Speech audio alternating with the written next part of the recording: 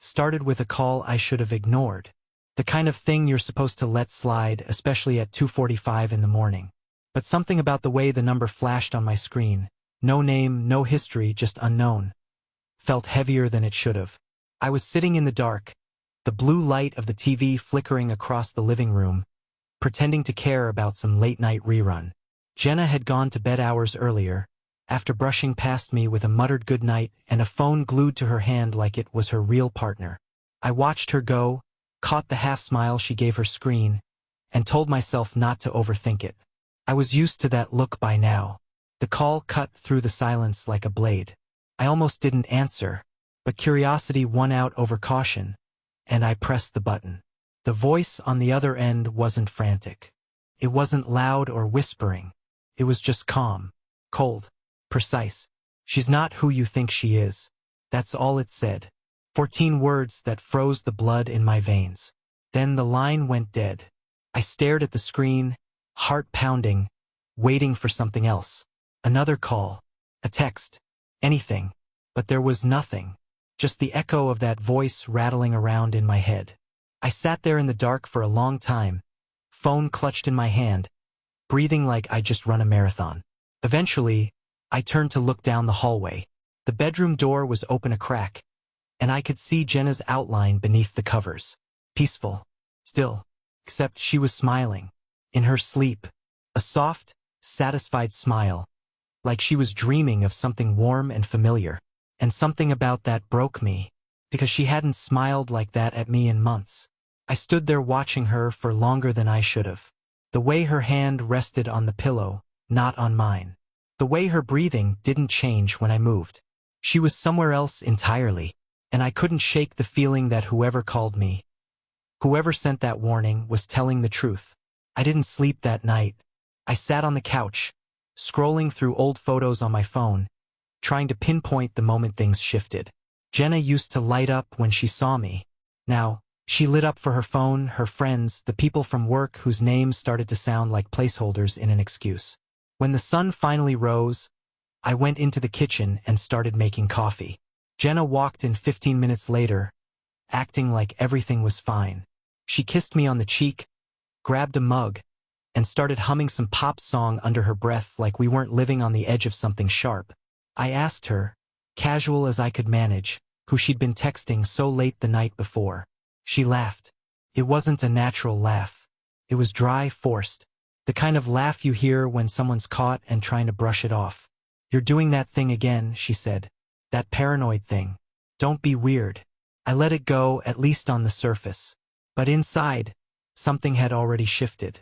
I waited until she left for work. Perfect makeup, perfectly curated outfit, more effort than I'd seen her give me in weeks. And then I did something I never thought I'd do. I opened her laptop. I wasn't proud of it. I wasn't comfortable. But I was tired of feeling like a stranger in my own life. The password hadn't changed.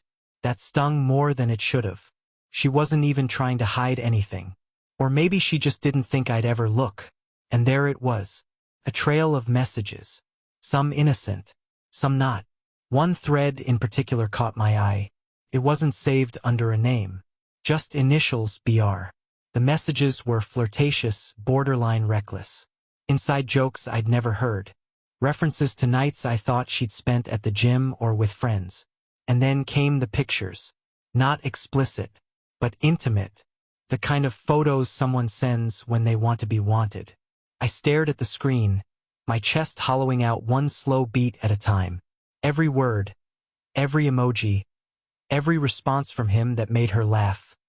Each one a small cut I hadn't seen coming. I didn't confront her that night.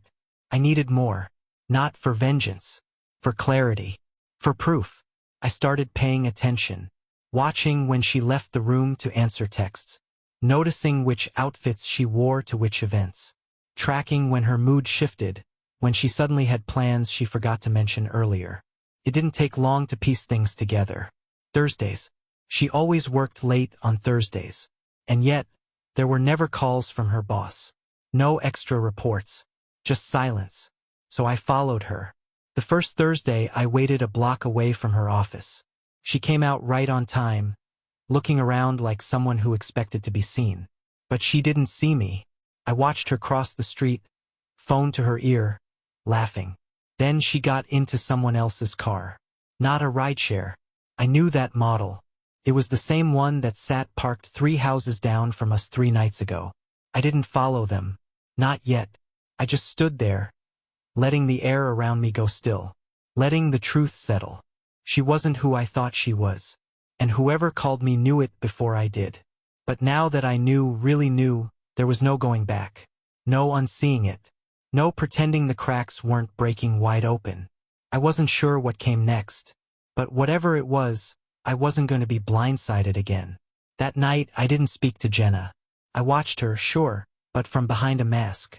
She walked through the front door around 9:20, same fake story as always. Sorry it ran late. Julie needed help with some back-end reporting. She said it while placing her keys on the counter, slipping off her heels like she hadn't just stepped out of another man's car. I asked her if she ate. She said she grabbed a salad. Then she smiled, tired, like she wanted pity for her long day.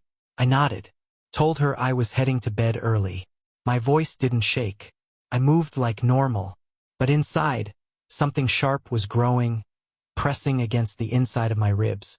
That Thursday confirmed everything, but I didn't stop there. I needed more than moments and half-smiles. I needed something undeniable. I needed her to see it too, to see what she had become. So I planned. Quietly, carefully. I started saving copies of the messages, forwarding screenshots from her laptop to a burner email account I created under a name she'd never think to search. I even started recording. Not the ugly kind. Just pieces of conversation. Her phone calls taken in the hallway, her nervous laughter when she didn't realize I was listening. I wasn't trying to trap her. I was just documenting the truth. The second Friday came, I followed her again. She didn't go to the office. She told me she had an early staff meeting. I kissed her goodbye and watched her drive off from the corner store. This time, she didn't even circle the block. She went straight to a little restaurant on the far side of town. I parked across the street and waited. He arrived 7 minutes later. Same car. Same smug face I remembered from a photo I'd found buried deep in her messages. His name was Blake. Real estate, some startup firm trying to franchise in mid-sized cities. The kind of guy who used words like scale and disruption without irony. Jenna lit up when she saw him, hugged him like they hadn't just seen each other yesterday. When they sat at the table by the window, she held his hand. Right there, in public. Like she had nothing to lose. I didn't take pictures. I didn't need to. What I saw would stay burned in my memory until the day I stopped breathing. I left before their food arrived. I didn't need to see them toast to my humiliation. I didn't need to hear what private joke would make her laugh the way she hadn't laughed with me in a year. I went home and sat in the dark. Just sat. No music. No television. The house felt like a museum of lies. The framed wedding photo on the mantel looked like it belonged to strangers. Her shoes by the door felt like decorations for someone else's life. When Jenna came home later, I pretended to be asleep. She showered quietly, slid into bed without a word, and curled up facing away from me, as if she had nothing to confess, as if I didn't already know. The next morning, I asked her if she wanted to go out that evening. She hesitated just long enough for it to sting before giving the same excuse. I'd love to, but we've got a team dinner. Networking. I smiled, told her to enjoy it. Then I booked a table at the same restaurant she met Blake at. For one, just me. I needed to sit in that space and feel it for myself. To poison the air with my presence the way she'd poisoned our home with her betrayal. I dressed like it was a date. Pressed shirt. New cologne. Sat near the back where I could see without being seen. They came in 30 minutes later than I expected. Jenna wore the same earrings I gave her for our second anniversary. Blake had his hand on the small of her back like he'd been there before. They didn't notice me. Not then. They were too wrapped up in each other, too busy pretending I didn't exist. I watched them eat, laugh, drink, and when Jenna leaned in and kissed him on the cheek, I stood, walked out without finishing my drink. I didn't want to cause a scene. Not yet. That night, I made my decision. I wasn't going to confront her in the kitchen. I wasn't going to scream or cry or beg her to explain something she'd already made crystal clear. No, I was going to let the truth speak for itself. I compiled everything I had, the messages, the photos, the recordings, the timestamps. I organized them into a folder labeled, Who She Really Is. Then I transferred it all onto a flash drive.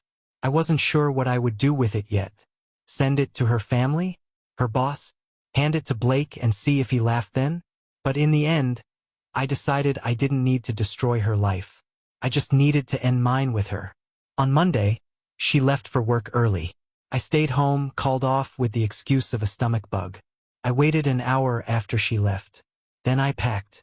Not just a bag, but everything I owned that she had no claim to: tools, clothes, keepsakes. I left the wedding ring on the counter next to the coffee pot, where she'd see it first thing when she returned. And next to it, the flash drive. No note. No explanation, just the evidence, the proof, the version of her she spent so long hiding, laid out in cold, undeniable data. I locked the front door behind me, dropped my key through the mail slot, drove to a friend's place on the other side of town. I didn't answer her calls that night, not the ones that came after she walked into the truth, not the voicemails she left, cycling through confusion, fury, and eventually desperation. I turned the phone off by midnight, sat on a mattress in a guest room surrounded by boxes and silence. And for the first time in months I slept. Deep, dreamless, free. The next morning, I turned my phone back on. 10 missed calls. 4 voicemails. 1 text. We need to talk. Please. It's not what you think. But I didn't respond. Because it was exactly what I thought. Exactly what I knew.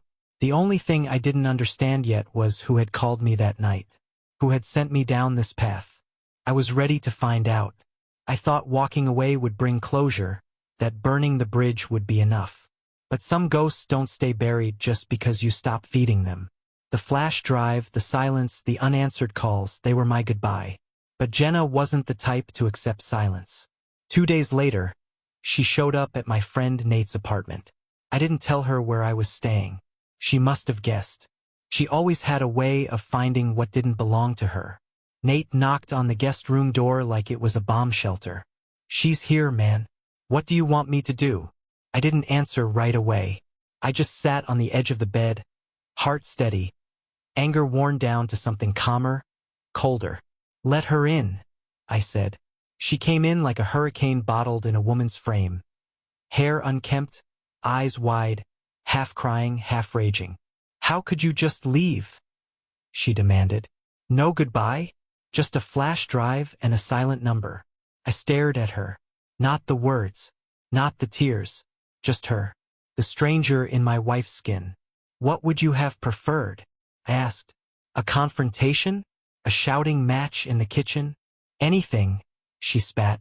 Anything but what you did. You mean the truth? I stood. Because that's what I left you. Not lies. Not excuses. Just truth. She flinched like I slapped her. I didn't mean for any of this to happen. That's a lie, I said, voice flat. You meant it every time you went to him.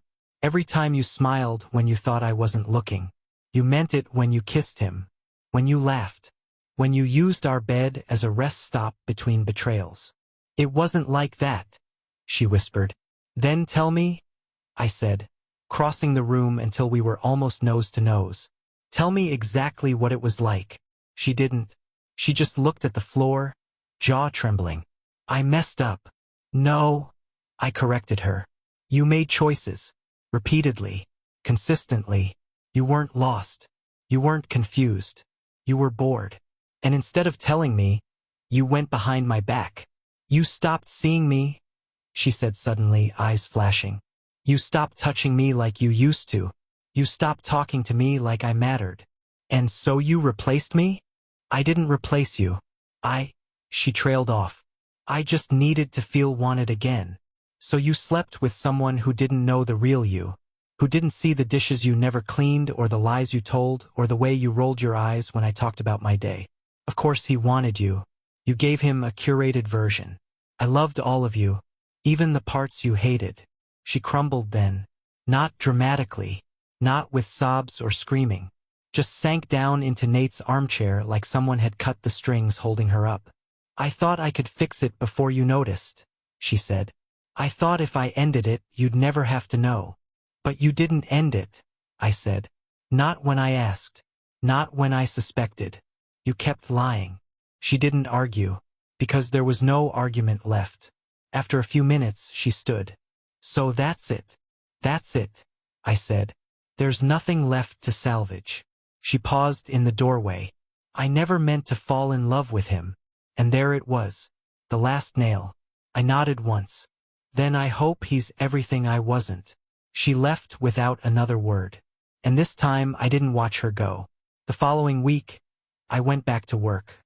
I told my boss I'd been dealing with personal stuff. He nodded, didn't ask questions. I appreciated that more than I could say. People at the office gave me that look. The one that says they heard things, saw the pictures, read the group chats. I didn't care. Pity was better than ignorance. At least now the world saw her the way I finally did. Then one night, a blocked number called. I almost didn't answer, but I did. "You got out," the voice said. Same voice from that first night. Calm, precise. "Who are you?" I asked. "Someone who's been where you were. Someone who didn't walk away fast enough." "Why did you call me?" "Because I saw her with him. I saw what she was doing. I wanted to warn you." "How did you know me?" "You don't need to know that. Just know I did what someone should have done for me." "Why now?" I asked. "Why not years ago?" "Because we always think they'll change. Until we realize the rot goes all the way through." The call ended. No name. No number. Just another ghost in the ruins of my old life. I never got another call from them. Never heard the voice again. But it didn't matter. They gave me what I needed when I needed it. The truth. A flashlight in the dark. I moved out of Nate's after a month.